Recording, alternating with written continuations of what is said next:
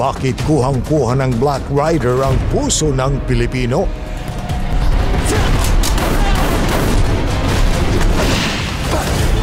Non-stop kasi ang aksyon. Tigil hanggat hindi nakikita ang bangkay si Elias Guerrero!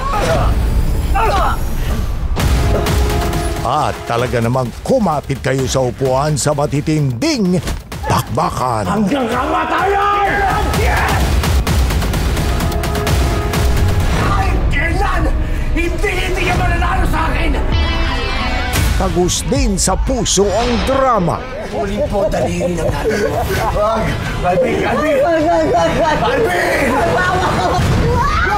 Papatayin ko kayo lahat! Papatayin ko kayo lahat! Okay na yan. Eh, hindi naman mukhang bulok katulad mo.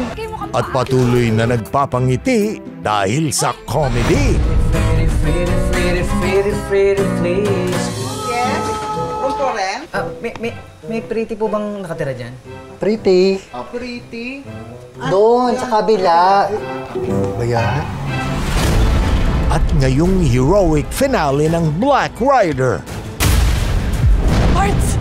Malayo ko! Triple pa ang labanan. Alvin! Harapin mo ako! Elias!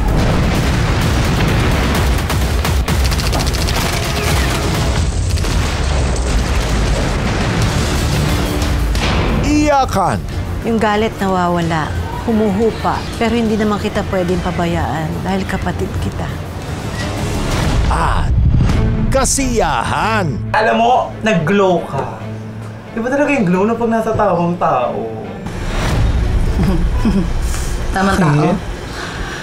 Hindi. Ganun-ganun yung si Oka, nagloko ng babae.